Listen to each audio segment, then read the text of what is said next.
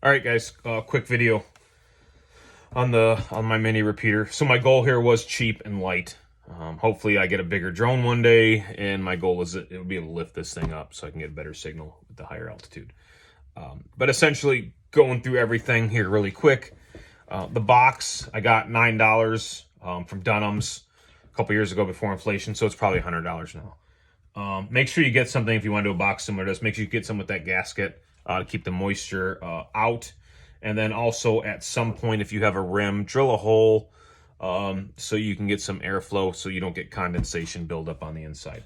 I mean, this is really crucial if you get a bigger one, like my big one with solar panels. It's usually sitting somewhere for a very long time, so you might get that condensation buildup.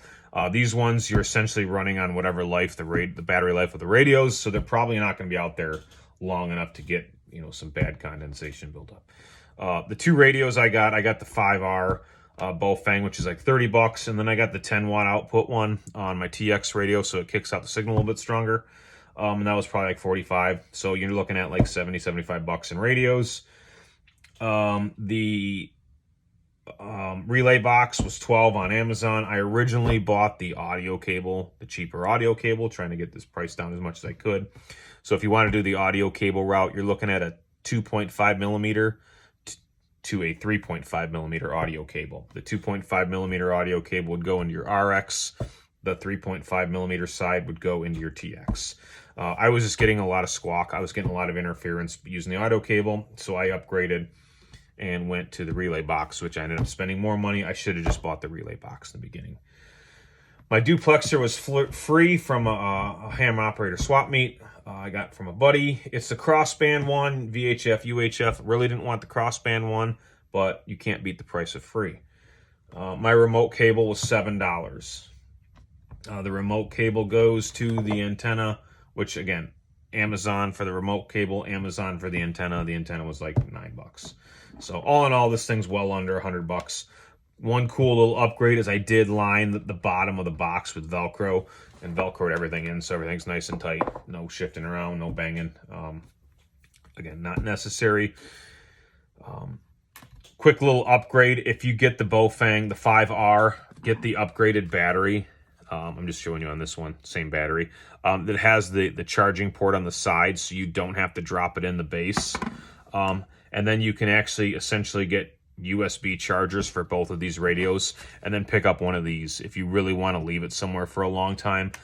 These things supposedly have enough juice to jumpstart a car. I call bullshit. But you can charge you have two USB chargers on this. So essentially you can, in my opinion, I haven't tested it, but you probably extending the life of your repeater, by 4 at least. If this thing can jump a car, it's got some power in it. So it can charge up these radios again and again. So cool little upgrade. Like I said, hook up the USBs to this, turn it on, goes right in the box with it. So pretty easy. And then obviously the only other thing you're going to need is your user radio. So really simple setup. We're going to go over the RX inside the repeater first. On your relay box, make sure you have the receive side to the RX and the emission side to the TX. Turn on your RX radio, go to frequency mode, just type in 147.160. Now, these are the frequencies I went with because I have the crossband, okay? And that's why there's a big that's why there's a big separation on them. So anyways, back to the RX, 147.160, done. Install your RX. TX radio. Again, go to frequency mode, put in 440.150. Step 1 on that's done. The extra step I do on my TX radio is I'll go to menu 8, which will bring me to the beep or the tone, depending on your radio.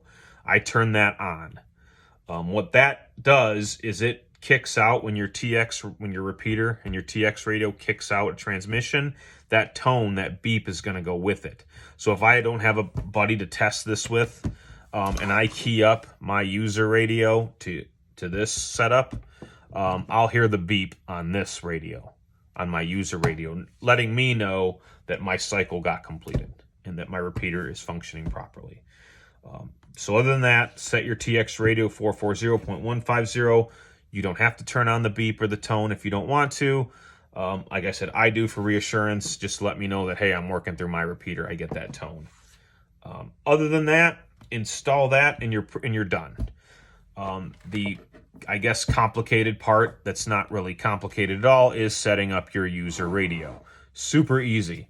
Turn on your radio. Frequency mode. Go to frequency mode. Type in 440.150.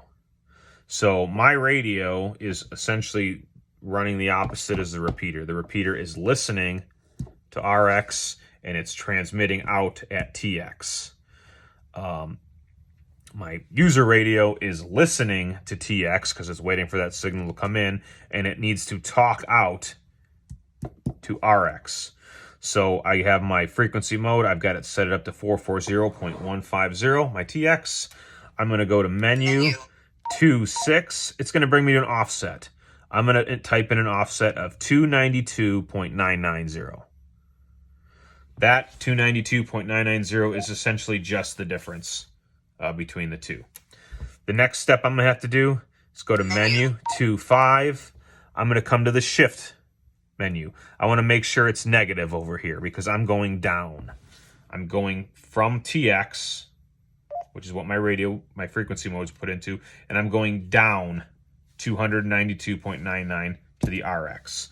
So essentially, I'm on 440, and when I key up, I'm trying to get it so you can see it. And when I key up the mic, it drops to 147. So I'm listening to what this is emitting out, and then when I want to transmit, I'm sending out a signal that this repeater is listening to. It's literally that easy, guys. Really easy setup. I kind of went through it pretty quick. If you have any questions, let me know.